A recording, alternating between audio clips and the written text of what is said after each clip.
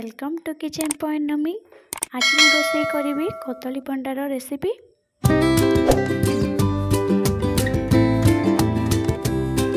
यही चटपटा रेसिपी करने मुझे कदली भंडा को परिष्कार करनेबी। परिष्कार कर सारा पर कदली भंडा रेसिपी करी आपण मानक भी बतेइबी।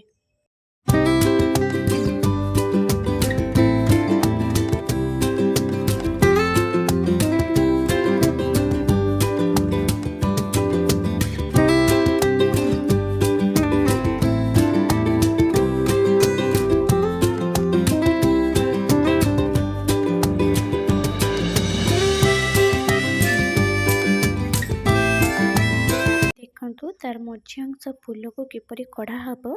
कढ़ा हेले सेटा कषा लगे से प्रणाली मु करुच्ची। तापर ताको छोट छोट पीस कर काटी नेबी। काटी नेबा परे जाई रोषेई स्टार्ट करिबी।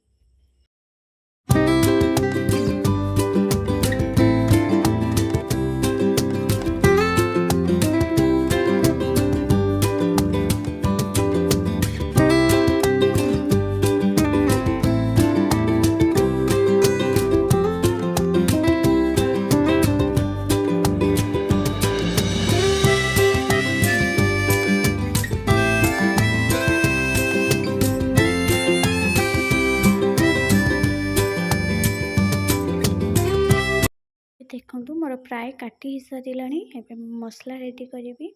मसला करने मु 2टी रसुण नहीं, अदा 2 पीस नहीं, लंका 2टी नहीं, पियाज 2टी नहीं। एबे काटी रखिथिबा भंडा को लुण हल्दी दे एबे गोटे सीटी मारने भी तार कषा पानी काढ़ा पाई।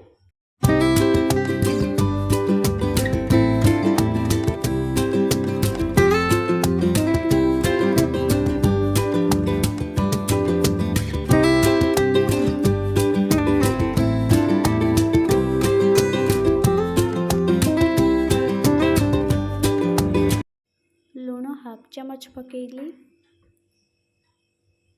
हल्दी भी हाफ चमच पकेली। एबे मु ताको सेटी मारने भी। मसला मु रसुण अदा जीरा 2 चमच लंका 2टी रेडी कर सारी। एबे पेस्ट करने भी।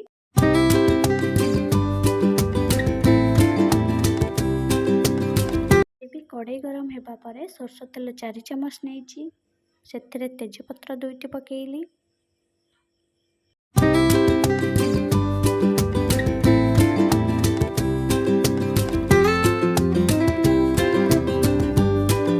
काटिकी रखिथिबा पियाज को पकेली।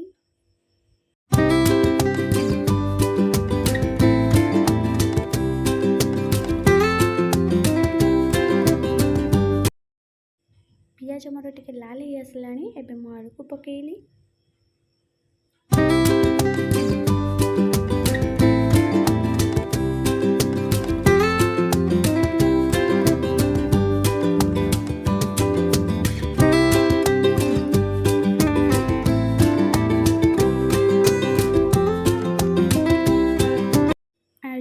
हाफ चमच लुण पकेली।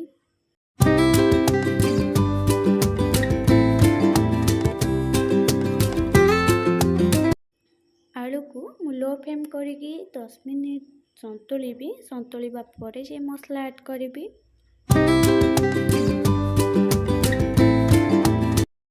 एबे मु लंका गुंड 2 चमच पकेली, हल्दी गुंड 1 चमच पकेली।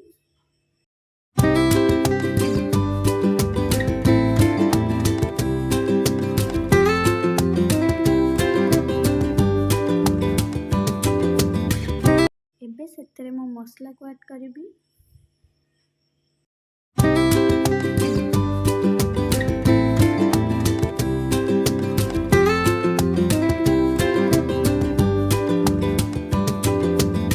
एबे सेतरे मो धनिया पाउडर 1 चमच पकेली।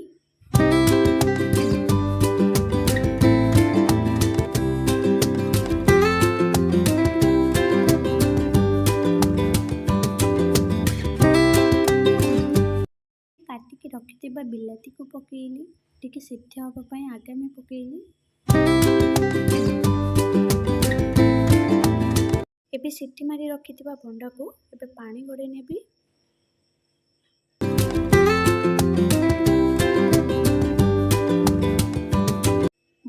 କଷା ପାଣି ରହିଲେ ତରକାରୀ ନଷ୍ଟ କରିଦିଏ, କଷା ଲାଗେ। ସେଥିପାଇଁକା ମୁଁ କଷା ପାଣି ବାହାର କରିଦେଉଛି।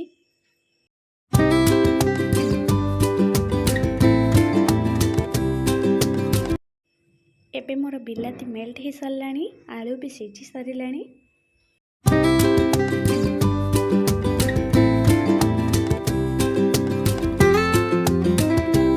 ଏବେ ମୁଁ ସେଥିରେ ଭଣ୍ଡାକୁ ପକେଇ କଷିବି। ଭଣ୍ଡା ଟିକେ ଭଲସେ କଷି ହେବା ପରେ ଯେ ମୁଁ ପାଣି ଆଡ୍ କରିବି।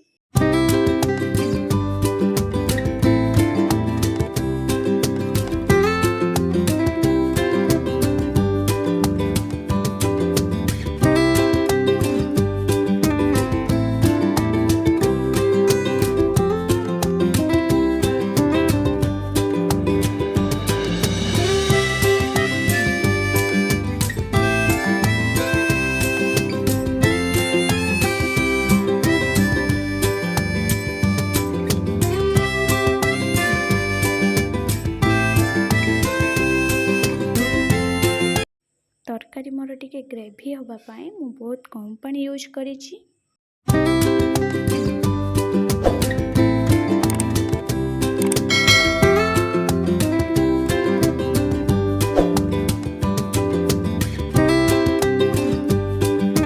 ଏମିତି ଭାବରେ କଦଳୀ ଭଣ୍ଡାକୁ ରୋଷେଇ କଲେ ପୁରା ମାଂସ ତରକାରୀ ଭଳି ସ୍ୱାଦ ଲାଗେ। ଆପଣମାନେ ବି ଏମିତି କରିକି ଖାଆନ୍ତୁ, ଦେଖିବେ ବହୁତ ହିଁ ଭଲ ଲାଗିବ।